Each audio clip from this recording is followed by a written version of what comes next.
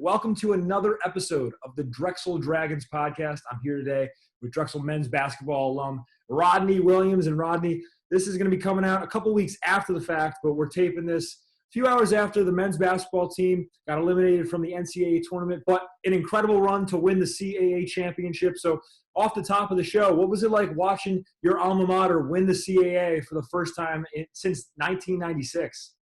Man, it was great. Especially in a time like this with the pandemic going on, and you kind of need something special to latch on to. So watching your school, watching kids that you follow and you see what they're doing, and the coaching staff and stuff, it was just special to be able to see them to accomplish that. And having been in the CAA, I know how hard it is. And so to me, when you add COVID on top of that and the inconsistencies and people not being able to practice or play some games, and it's just, to me, this is probably the hardest one out of all of them, in my opinion. And for them to be able to accomplish that, with all this going on, is just tremendous. Well, and your last year at Drexel was the first year for Spiker and his staff. So to see that program turn around from where it was when he first took over, what were your thoughts, particularly with Coach Spiker and the coaching staff and the job they did this season?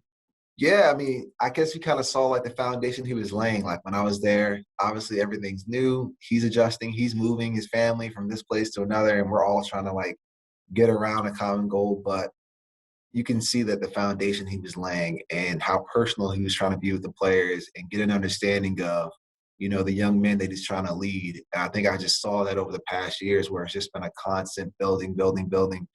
And for him to do it now, I think those relationships and that foundation I talked about now helped at a time where he might not have been able to talk to as many players or, the way he wanted to, or communicate with players the way he wanted to, even take them out to, an outing or something. He couldn't do it. But because he kind of, established that foundation, and he's been so personable, him and the whole staff, in a time like this, I think that paid itself forward a little bit with these guys and allow them to accomplish great things for sure. Well, it was a great run for this year's Dragons, but let's take a dive back in your journey. First, before it starts at Drexel, just go all the way back. When does basketball first become a central part of your life? Interesting, man. Like I didn't play until high school. I was a football guy, and that was my thing. I was going to be Donovan McNabb. That's why I'm an Eagles fan, because I used to play quarterback. And I'm black, so I'm like, what black quarterbacks are out there that I can kind of rally around? Michael Vick, he's from Virginia, so that was obvious. But then Donovan McNabb, and I just wanted to be him. I wore number 5 and stuff. And then my grandfather actually, he played in the ABA basketball, and so before the merger, and he actually passed away from lung cancer. So I was like, well, you know what? Like, what can I do within my family to kind of honor him? So I was like, well, shoot, I'm gonna go play basketball. I started getting taller and stuff like that, and I ended up like getting cut like from the team. And I think it was 8th grade year, and I was like, you know what, it's not for me. But then 9th grade year, I kind of made the team, and I think I made it because I was tall. But I ultimately started grasping onto it, and then I started playing AAU, which was big for me. That was the big thing right there, kind of getting around a good program and learning a lot of my skills from there. And then I started to get, better and better. But I still looked at myself after sophomore year and said, I just need another year because I was such a late bloomer. And so then I went to prep school and reclassified at St. Christopher School in Richmond. And from that point, that extra year for me to develop and, not just as a player, but as a man, and kind of learning how to be an athlete, be elite. That was big for me, and I started piling on my offers. Like the first offer was from Delaware, which oddly enough, we don't do Delaware, but that was the first offer. Well said. Yeah, and I went to my visit in Delaware, and I was like, this is okay, but like, I want something better. I want to be in Philadelphia. And as the offers started coming, I ended up with offers from Drexel, of course, LaSalle, St. Joe's. And I think that was it. And I visited Drexel and LaSalle. No, yeah, I visited Drexel, LaSalle, and St. Joe's. Didn't like LaSalle, but it was between Drexel and St. Joe's. And I just had a decision to make. And once I came on my visit to Drexel and kind of got around guys like Franz Massenet, Damian Lee, and all these different guys, I just enjoyed myself so much and decided to, stay in Center City. Well, so you know, you mentioned your decision, and so in those early years, what was it about the campus, about the atmosphere at Drexel that maybe made you fall in love with the city and the environment? You know, Right, fall in love right.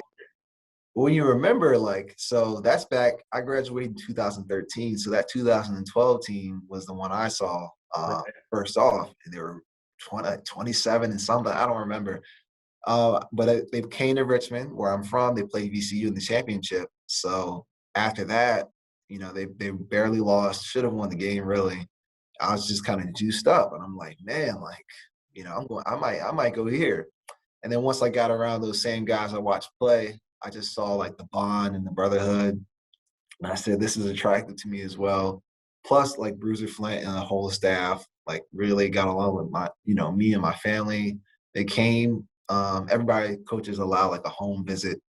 And my dad's a pastor. Bruiser came to church, like everything. So it was just kind of a family environment, you know, an environment where you just work hard.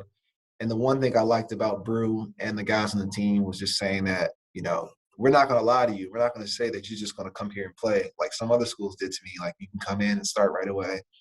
Bruiser was like, you're going to, whatever you get here, you're going to work for. Hmm. And I, you know, appreciated that honesty. And so that combined with the guys in the city, you know, the city of Philadelphia, and being an Eagles fan, I was just like, no brainer. I got to be in the city. And, you know, what better place to be than Drexel? Well, and you mentioned, you know, in the city, Eagles fans. So you just missed, by the way, seeing them win Ah, the Super Bowl. You know, so yeah. that's just missed, very close. But your time at Drexel academically, right? How did that prepare you for where you are now in the real world? How did your time as a student athlete at Drexel help get you ready for time after college? Yeah, and then, you know, people don't obviously we all preach student athlete, right? But you know, what does that actually mean? So one of the main reasons I came to Drexel was because they had my major of entrepreneurship, which other schools didn't offer. I come from a family of entrepreneurs and stuff like that, and I've always been interested. I'm gonna be my own boss one day. I'm not gonna work for anybody. I'm gonna do my thing. And Drexel had that program. They also had co-op, which is what I wanted to do too, one of the reasons. But then it didn't end up working out that way. But now the guys can actually do co-op, so plus to them. I missed the window. Um, but now, you know, after playing, you know, overseas for a while, I'm now back in Richmond, and I'm working for the SBA at one of their small business development center as assistant director. And I'm basically just in like small business counseling. So I'm counseling entrepreneurs. So, you know, I put all that work in on the court to get me a scholarship, but ultimately it led to me, you know, getting a major that I want. And now I'm in a job that suits that major perfectly. And that doesn't always happen, but the fact that Drexel offered that for me and I, you know, took it seriously and prepared myself, now I can step out of basketball and walk right into a job, you know, the next couple of months, you know, successful job, not just like working. No, I'm doing something that's going to build, right? You don't want a job, you want a career. So, you know, I think Drexel prepared me for that in ways that I probably didn't even imagine when I was playing because I was just thinking about basketball. But, you know, that life after basketball, you know, Drexel gave me a pretty good, you know, opportunity to hone skills, and now I'm just using them and enjoying life, you know. Well, you talk about the skills you hone and how you're using it now professionally. And you also mentioned your professional career, and I do want to get to it. But one more question about Drexel. And this is actually a distinction you and I happen to share. Yep. In 2017, you were the host of the end of the year award show, the Best of the Blue and Gold ceremony, Yeah. co-hosted with my man Major Kennedy, Yeah. aka Cam. Just want to give him a shout out real Sure. quick. My co-host Rob Smith. So as you remember that, right? What was Yeah. that process like at the end of your Drexel career? Man, Those final 2 months, getting to write some jokes. By the way, your monologue was hilarious. Who wrote thank that you. monologue? Thank you. I wrote it. Thank you. Bro, I was when I had the host, I was like, I have to live up to that. It was really good. I don't want anybody to forget that. Like, to me, that was the best blue and gold in Drexel history. I don't care what anybody says. We had too much going on. We had an intro video. We had skits. We did the substitute teacher Key and Peele thing. It was a lot going on, but the whole goal was um, me and Major came in together, roommates, freshman year and all that stuff. And we went to our first blue and gold, and like it was okay. Like I think maybe Dame hosted one. I don't know, but it wasn't funny. It wasn't like, you see like Peyton Manning at the ESPYs like joking on Kevin Durant, like that type stuff. And I was like, me and Major just told Kathy O'Brien, who's the academic advisor, it's like, we're going to do it our senior year. Don't worry. Like, we're going to do it and we're going to turn it up. And that was like the whole goal. Like, we just going to turn that thing up, make it into an actual like award show, make people feel, the energy in the room. Because we all like had a great year in sports. So let's enjoy that.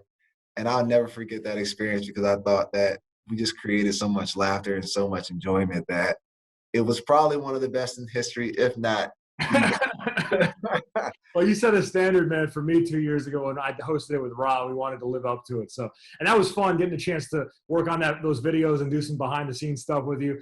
I'll never forget that music video we did together. Got a whole mixtape, man. Oh, man, we put a mixtape out there, man. There's some stuff we never even released that people don't know about to this day. So, we'll keep that up for wraps. But so obviously after Drexel, you have a successful career in the Dragon uniform, and you decide you still want to continue and play professionally overseas. So that process, right? For people, let's say a student athlete's listening to this right now and they want to continue their career. They're not going to a major professional league, but they have opportunities perhaps to continue overseas in Europe. Can you explain the beginnings of the process for them and what you had to go through to get a contract overseas? Yeah, man.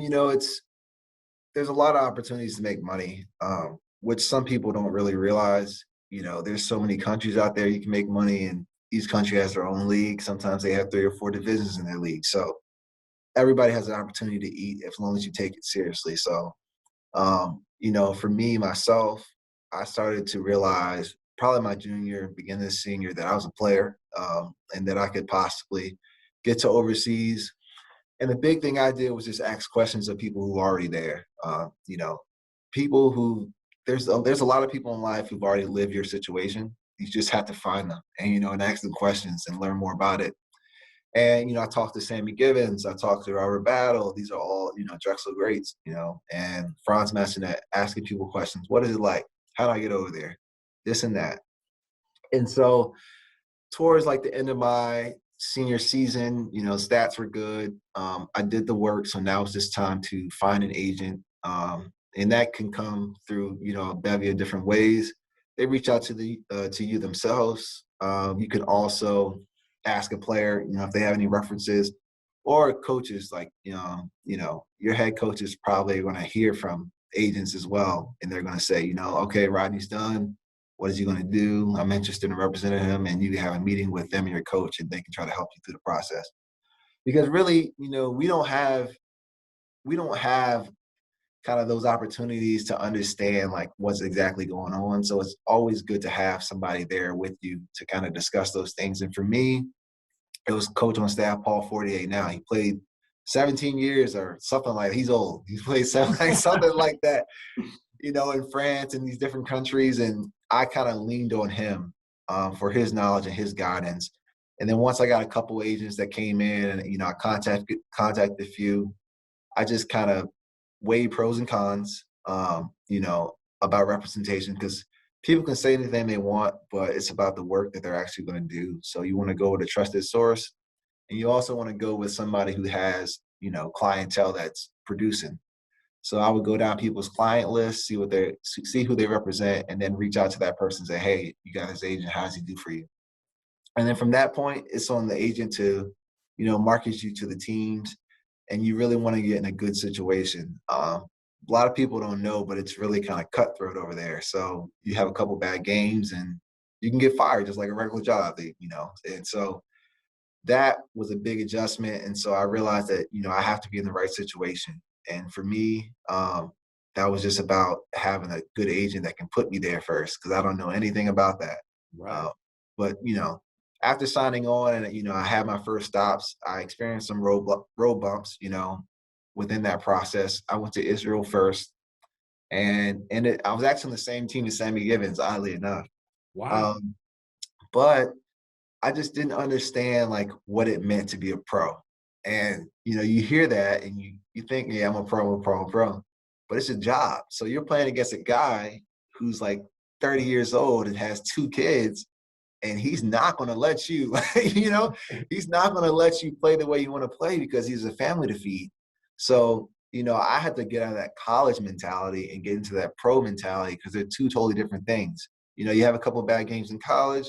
Okay, the coach might sit you down, or you're around them all day, and you maybe can work it out, get some extra things in, and you go about your business. But hey, like if somebody's paying you to do something and you're not, performing to the level that they think, it's not just going to be, I'm going to sit you on the bench. It's going to be like, I'm going to find somebody else to give that money to. So I actually ended up getting cut my first season after 3 months in Israel. And that was a big lesson learned for me because I wasn't going hard every day or as hard as I should to be a pro. And, Sammy would tell me, okay, well, hey, take this and learn from it.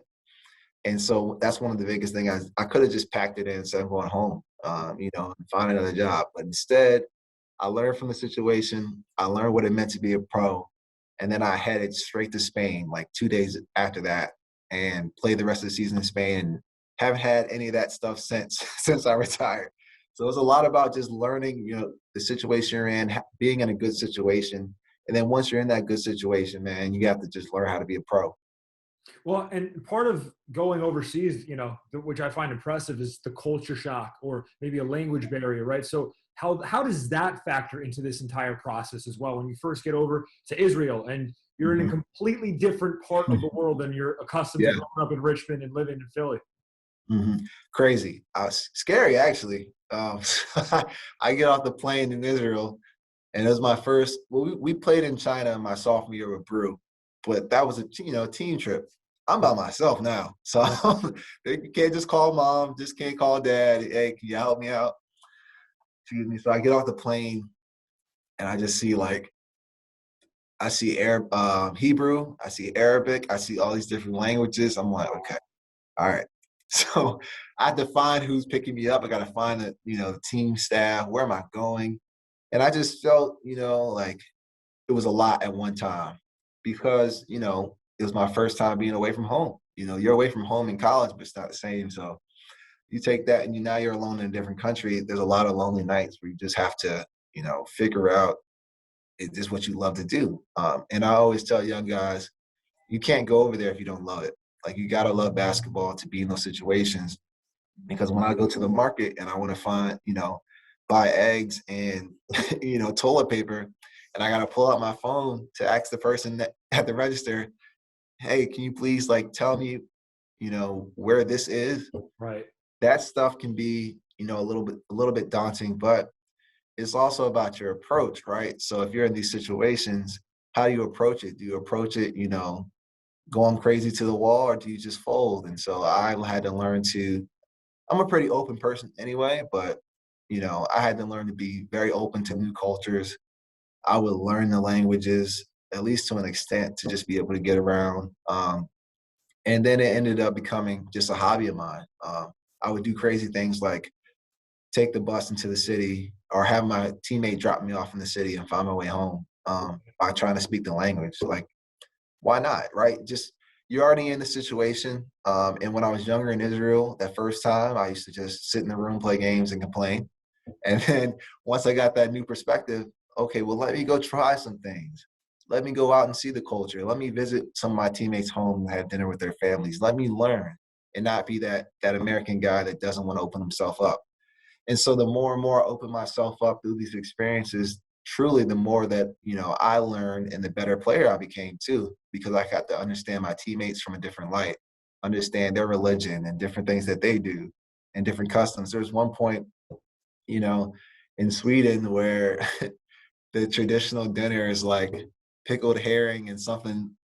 I was eating crazy foods, but I was doing it because for one, who my age is being able to have this experience to see Right. the Northern Lights, to go to the Eiffel Tower, to visit the Great Wall of China, all things that I've done through the game of basketball. So, if you don't open up to those things, they'll pass you by, you'll miss them. And these are moments that you really can't get back, and they're truly special. Well, and you mentioned getting to do so much through the game of basketball, and then you decide to retire. You bring this wealth of knowledge and experience though back to the States, but Mhm. that process of finding a job, right? What's that like for someone who spent 3 or 4 years out of school focusing on Yeah. nothing but athletics, and now you re-enter the workforce and correct me if I'm wrong here, you re-entered the workforce in the middle of a pandemic as well. I tell you what, man, it's a job finding job. And I did not know. And Greta, I'll say this, it could have been worse because it is a pandemic. So maybe I felt it a little worse than it normally would be. But man, it's a job finding job and it just doesn't happen. Right. There's a lot of times that, I'm coming back and, I had a chance to go. So the difference was for me, usually when people retire, it's like out of their control. So I had like an opportunity to go play in Luxembourg, an opportunity to go play in Spain, and another opportunity to play in Sweden. And kind of weighing pros and cons, with the pandemic going on, money issues, teams over there not playing, maybe they are, maybe they're not, players contracting COVID. I'm getting married this summer. I'm like, I was only going to play one more year, but I said, it's best to take this new journey now while there's so much uncertainty to be stable when it's over. And, I had a lot of fear where I was kind of clinching on to the thought of just continuing playing, even though I know I probably shouldn't be right now. Because what does that look like? What does it look like when you have to put down the jersey and put on, a certain tie? And it's something that all athletes go through at some point and that we all think about, but it doesn't become real till it's in your face. And, there's a lot of times that I felt kind of like I had great world experience, right?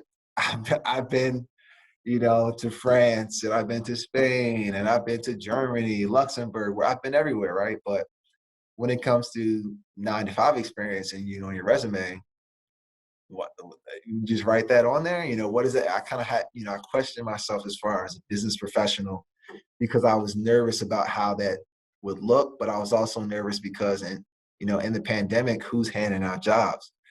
So, one of the things that I actually did to prepare myself, and we go back to preparation, in 2018, while I was in France, I went and started my master's online.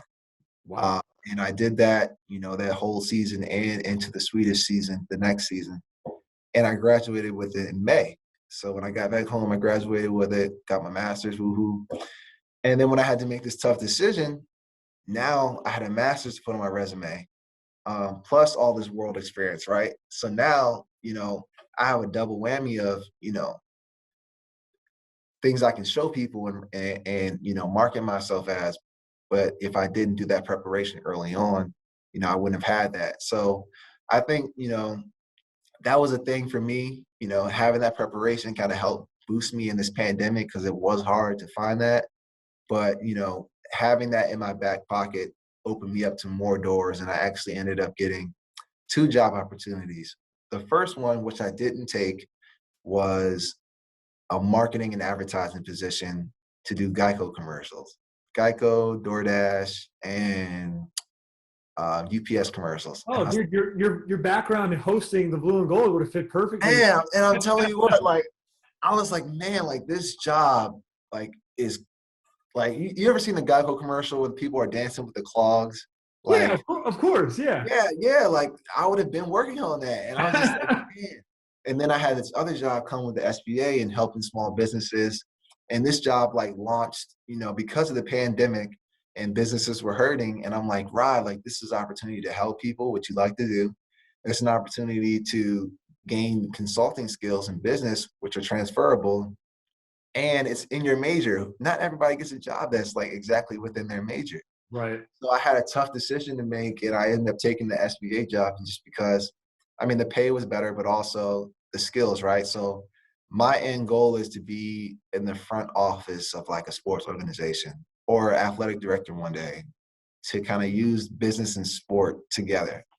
So I thought that by being a consultant right now, that can give me more business skills that I can kind of add that on top of sports later down the line when I'm 30 something years old. And now I have that to kind of show. Rather is it, well, what did you do? Well, I had a great job in advertising. Advertising may not transfer to that front office position that I'm looking for, that VP of operations or that GM, who knows? So that's why I took it. But I had some great opportunities, and I think that was all, attributed to me preparing myself. And, I'll say it was the master's, but it wasn't just the master's. It was those hours in study hall at Drexel.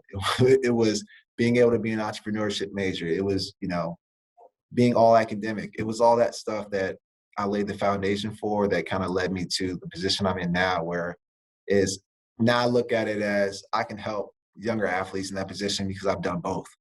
And I can give them, perspective of one. And a lot of times when athletes hear about retiring or hear about getting a job, they get, down because they want their craft to continue.